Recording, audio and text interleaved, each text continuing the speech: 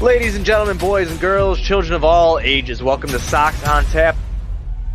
Tony, my first reaction is just, fuck yes, let's go. Sox versus Detroit. That's where it all starts. It all starts taking care of business in-house in the Central Division. That's right, I'm a meatball. You got to bring that top button swag, baby. It is always great to beat the Cubs. And I'm a homer, so I always say they're gonna. Dallas Keuchel Lansing got some beards that you should be afraid of. What everybody said when he gets out there, it's me versus the other guy, and I'm going to beat him. So I just love that mentality. It's cool and fucking tough. Steve, would you say that Tony is mad online? I would definitely say that. The White Sox winner.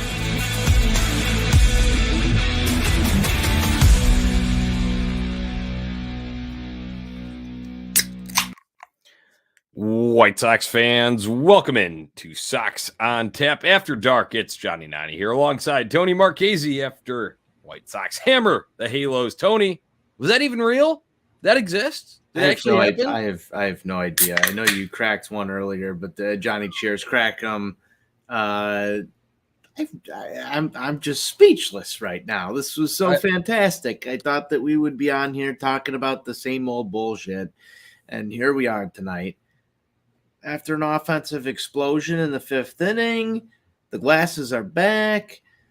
It's a great fucking time to be a White Sox fan, at least until the White Sox play again, Johnny. So let's enjoy this. Yeah, let's savor this one, Tony. We will. We'll do that. I'll savor that beer. I'll savor this here. You know, I got to make my name. I've been in the habit of changing the name here. And now, you know, last night I was dead inside after they beat themselves. Now, like I said, I'm still going back to that. Was that real? And we'll have some cross of real and Dreamland later on in this edition of Sox on Tap After Dark, Tony. I'm excited to get to it. But, man, you know, you talk about this.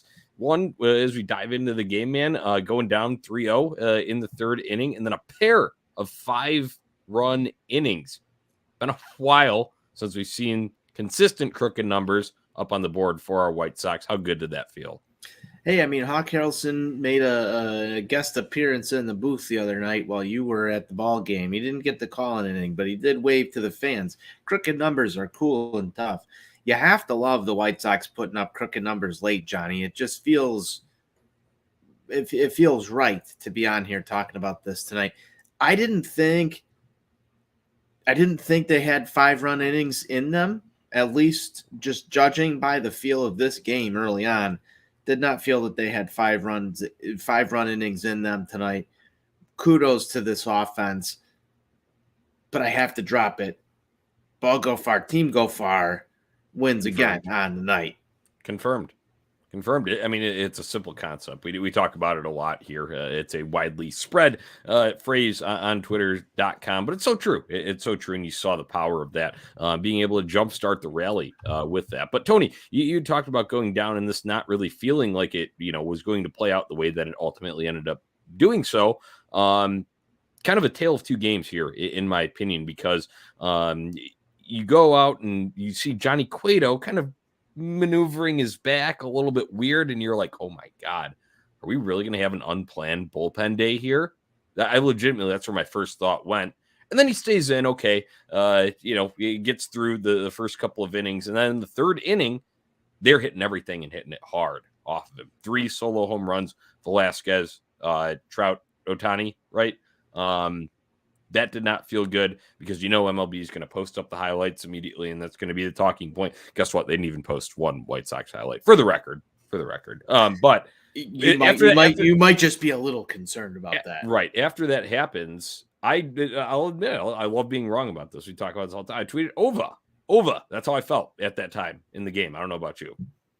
No, Johnny, I never feel that it's over. As the resident White Sox homer on this show, who believes that they're always gonna, I felt that the White Sox were still going to win this game, and that I would be able to put these glasses on, drink a couple victory beers with you, and I had all the faith in the world that the White Sox were going to just come out triumphant later on in this ball game. Fuck no, it felt over. It felt like it was the worst 5 minutes of your life, just sitting there thinking, here we go again. It's that there's always something White Sox. It felt like that during that inning.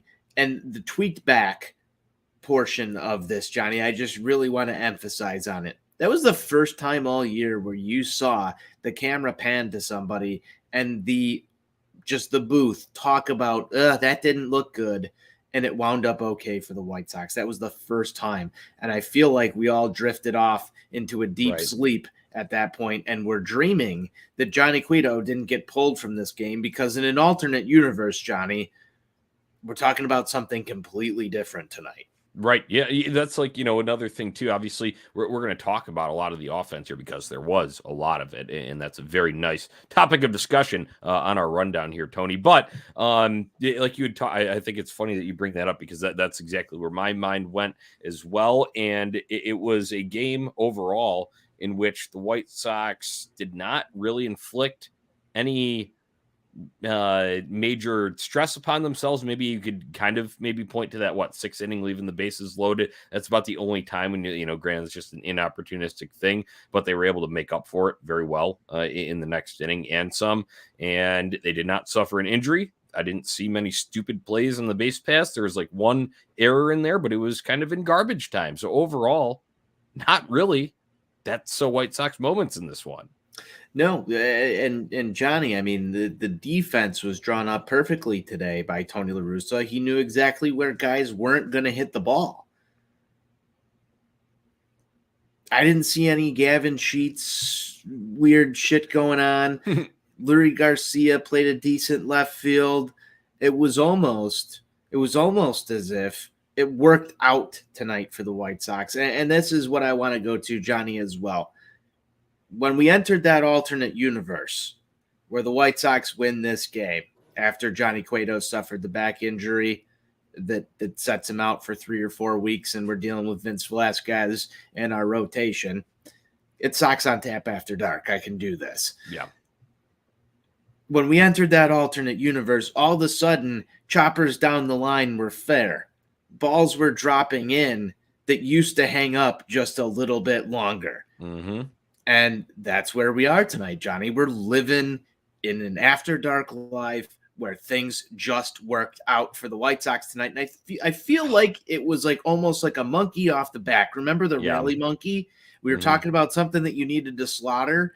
The Angels rally monkey was slaughtered tonight by the White Sox bats. Yeah. That's what happened. Yeah. It was the sacrificial lamb. I really like that you bring up like the choppers down the line, because there's just been so many of them this year. It's like few and far between that it actually like a close one's like going our way when it goes. And you saw one that was like basically like right on the chalk for a guy that was just coming back tonight in Yohan Moncada. And he was able to get a double down the line there. And it was, I'm talking like, we could say game of inches, more like, fractions of inches when you're talking about that. And it was the alternate reality of this thing. Tony, let's get into some of the offense and how this thing went down. Obviously, we talked about the Angels getting out to that 3-0 lead early, but top of the 5th, the first 5-run inning for the White Sox tonight. Sebi with the RBI double to get us on the board. And then Josh Harrison, man, smokes a ball out to left field.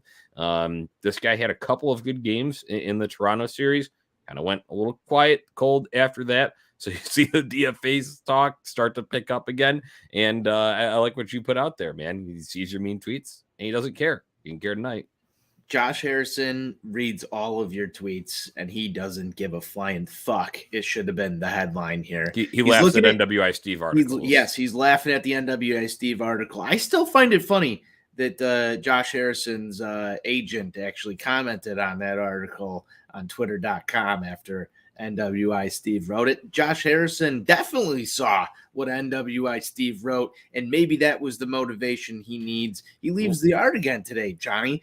There we go. We're influencing White Sox baseball here as we write about it and talk about it on this show. NWI Steve calls for Josh Harrison to be DFA'd. There's a headline the next day or a couple of days later that says Josh Harrison read your mean tweets and doesn't care after he's leaving the yard again. Steve's a big ball go far, team go far guy, Johnny. I think, you might have to start to give some credit to our guy here who's making things happen. I think I can sum it up in 2 words.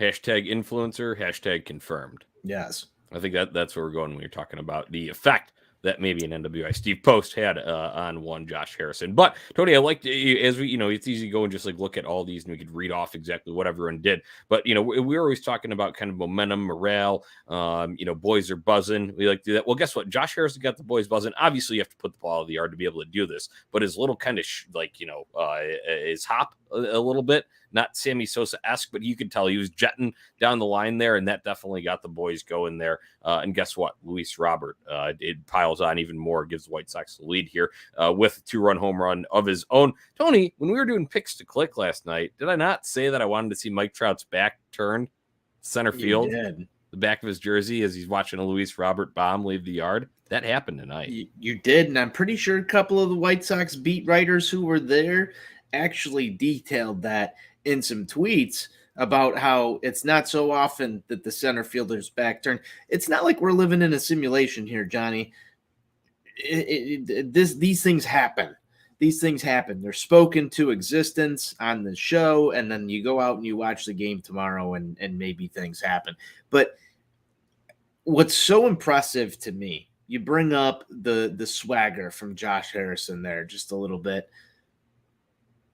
It's very interesting how much that goes into the fun. The thing that the White Sox have lacked all year is a little bit of that fun. They had it last year with Billy Hamilton. They had it with Brian Goodwin, just the interaction that you have with the ball club. This team has missed that all fucking year, Johnny.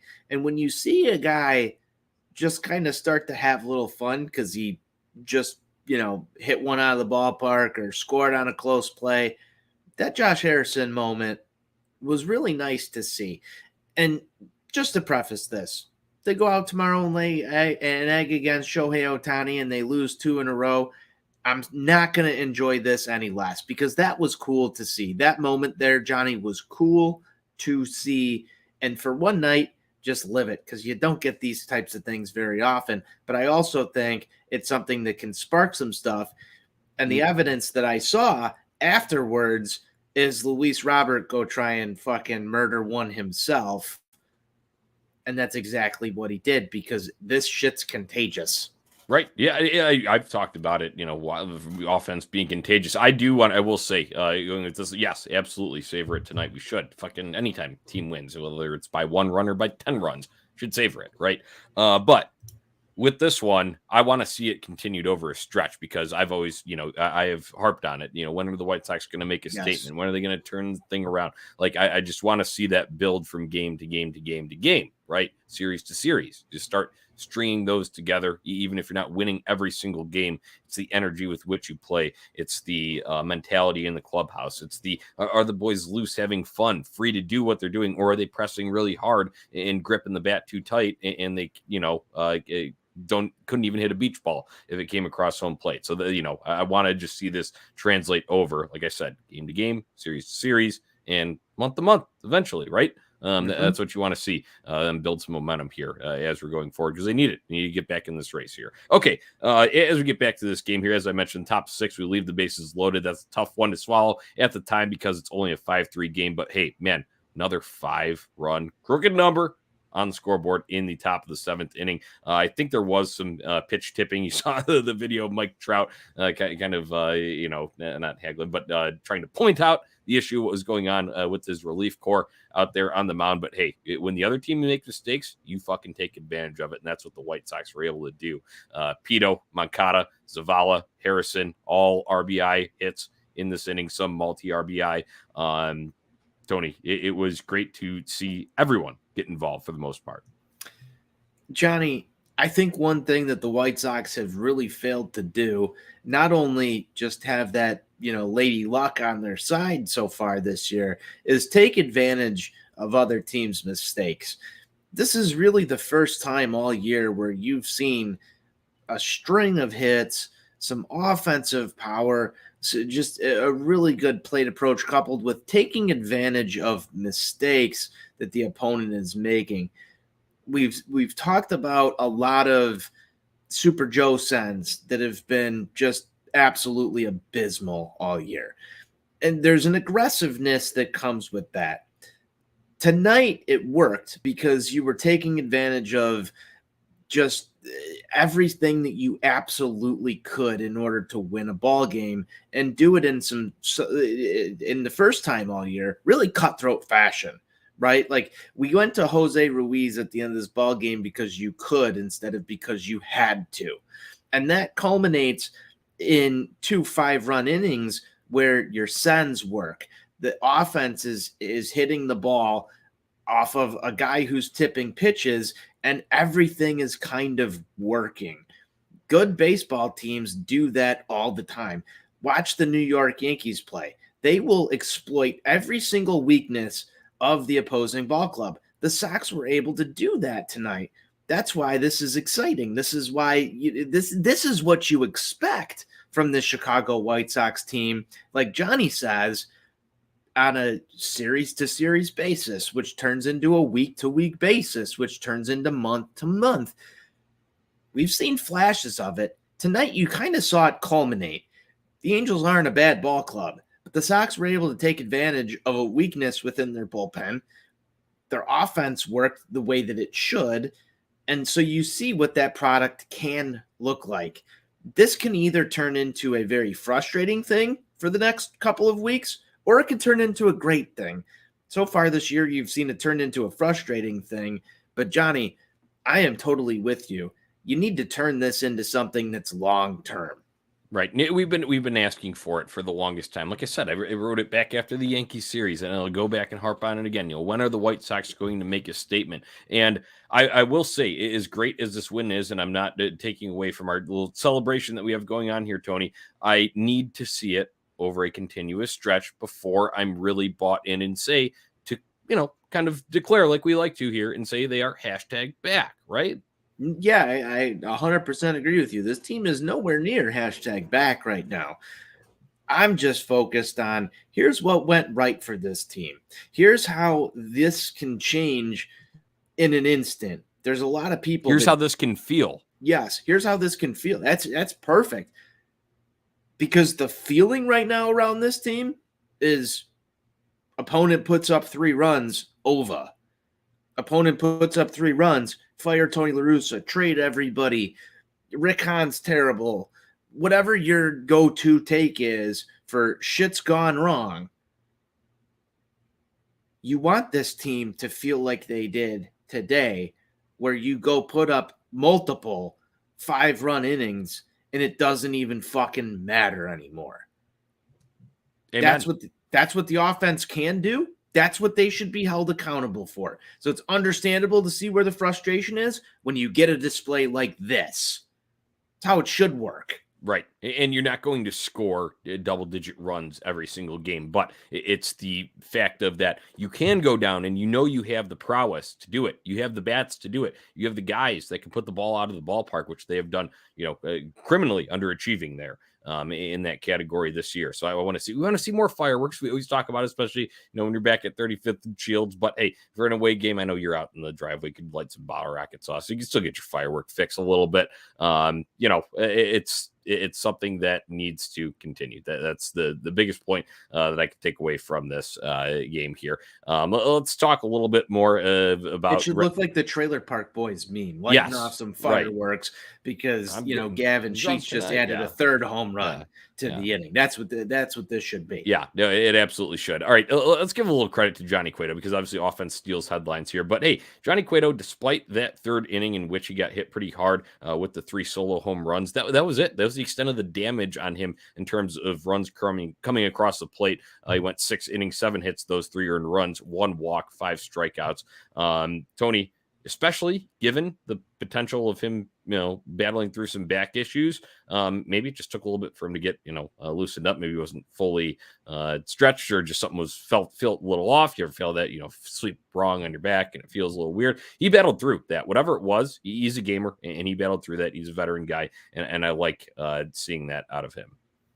I do as well. It's funny you bring that up. I definitely slept on my neck wrong last night. I woke up feeling just a little pinch in the left shoulder area, upper neck area. Things were just a little tight when I got started today, Jonnie. And, maybe that's how Jonnie Cueto felt. It's just It's not a simulation. This is real life.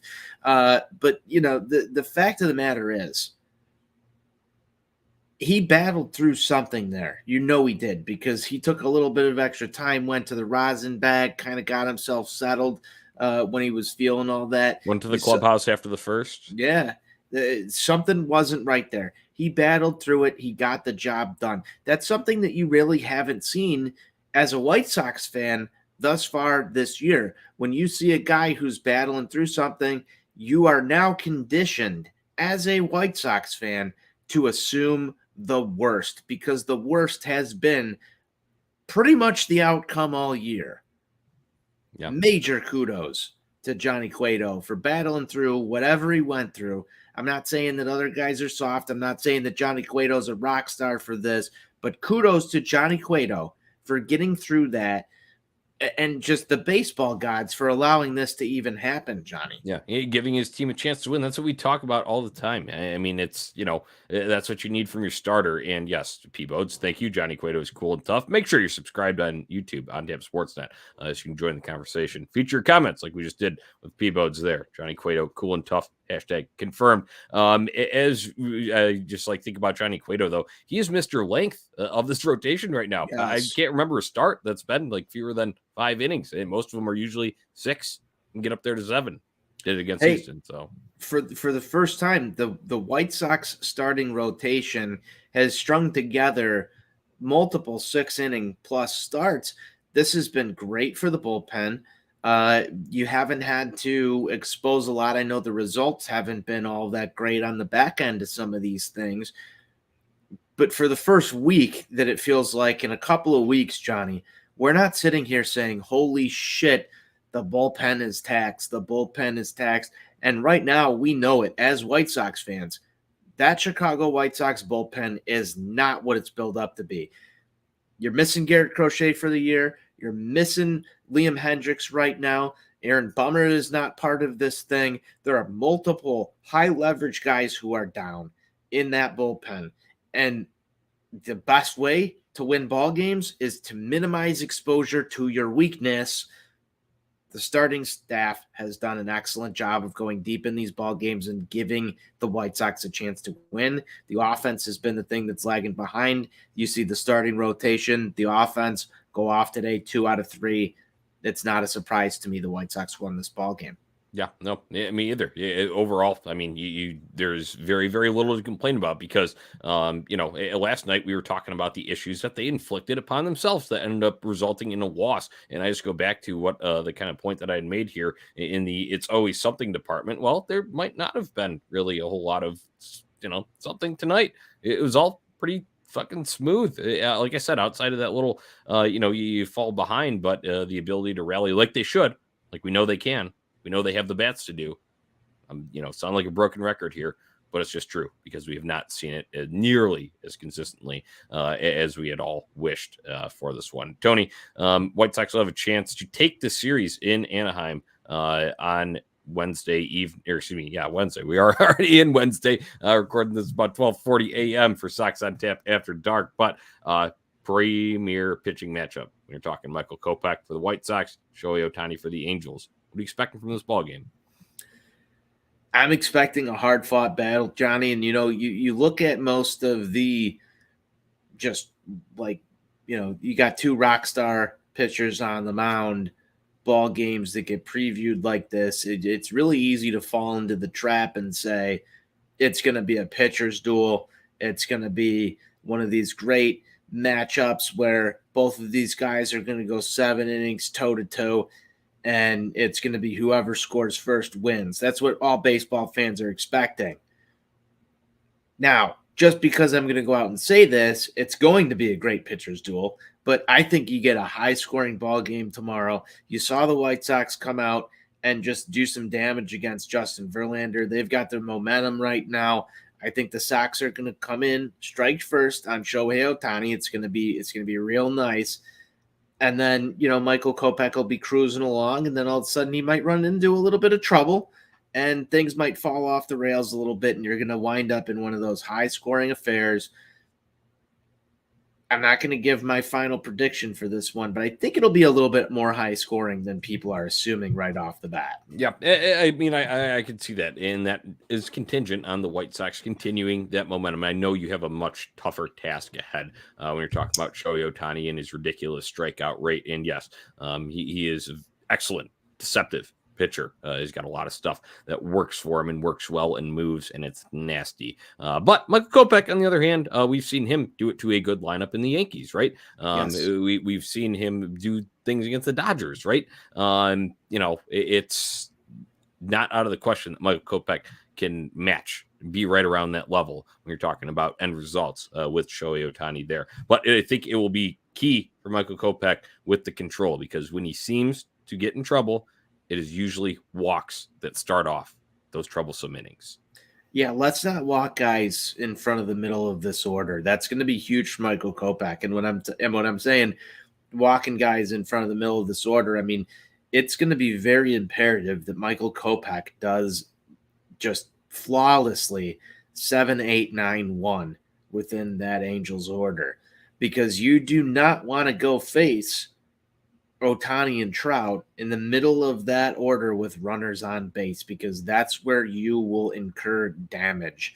So I'm watching how Michael Kopech's going to do against 7, Ward, 8, 9. Yep. And then Ward, because honestly, man, you can give up a solo shot to Ohtani. Cueto.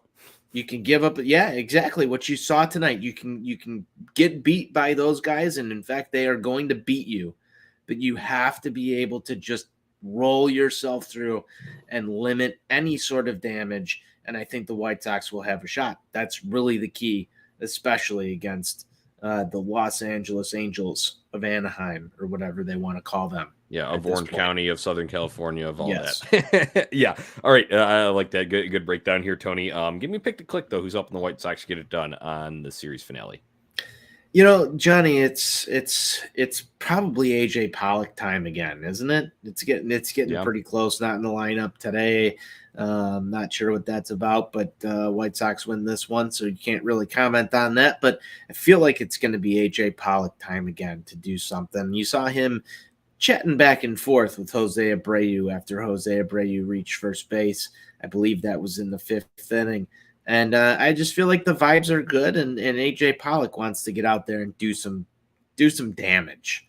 So I'm going to go AJ Pollock if he's in the lineup. I'll take my boy Gavin Sheets if that's not the case. All right, yeah, a guy that has maybe not gotten some of the recognition from some of these games, and he was an 0 for tonight, but we all know how well he is hit, especially since the calendar flipped to June, and that is Mr. Andrew Vaughn. AV Club meets in Orange County, Los Angeles, Angels, Anaheim Stadium, whatever it is. I'm going Andrew Vaughn. I love it. All right, this is Sox on Tap After Dark, and we're getting close to the end of the episode here.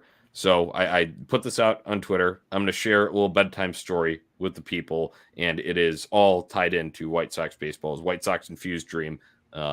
Ties into Sox on Tap After Dark here. So here goes, Tony. Last night, after we record, the very last thing I do before I go to bed. No time to unwind, whatever. I hit the pillow immediately after, and my mind's still on the White Sox game.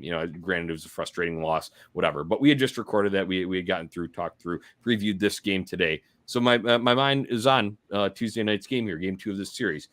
And the dreams are just, sometimes, it's just kind of like dull, or you don't really remember anything. This is pretty damn vivid. I wake up in a hotel room, random hotel room, look at the clock.